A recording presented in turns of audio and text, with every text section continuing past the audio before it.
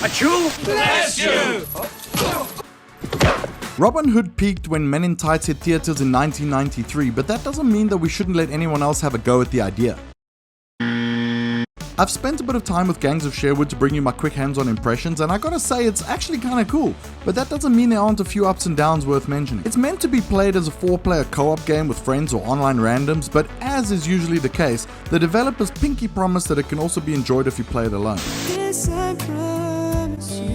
Due to some weird pre-launch issue with my account, I got stuck playing solo, so I can tell you if it's any good alone, but I'll get back to that in a sec. Gangs of Sherwood tells a version of Robin Hood's story in a world where magic doubles as cool technology used for vehicles, weapons, and gizmos. The creators of Gangs of Sherwood describe it as Warhammer Vermintide meets Devil May Cry, and well, they're not way off base. He's a real pro at smacking demons around. The combat and general gameplay is fairly loose and fast and varies depending on if you're playing with a quick and small Robin and Marion, or the beefier Little John and Friar Tuck. You can swap between characters in a hub world between missions, you upgrade them individually and they have their different abilities. I actually ended up liking Friar Tuck quite a bit, who feels sort of like Reinhardt from Overwatch.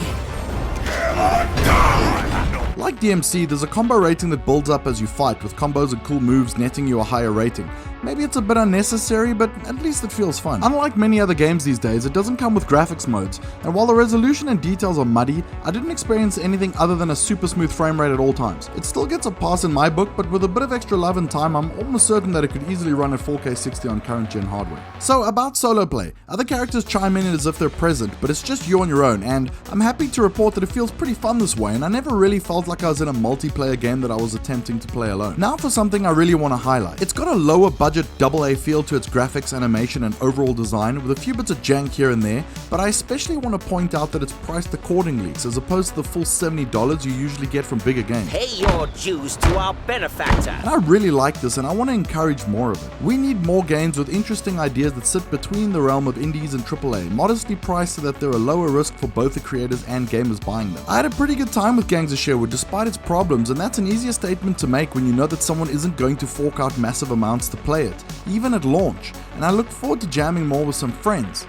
What do you want? So, should game creators be looking at releasing more shorter, smaller budget games at lower price points? What do you want? Or does it just take away their focus from creating bigger, better full price games, and they should rather leave the small stuff to the indies? What do you want? I'd actually really like to hear what you think about this, so drop your thoughts in the comments below. Damn it, what do you want? I have to go. If you enjoyed the video, hit the like button to let me know, and check out our channel for more. We'll see you soon.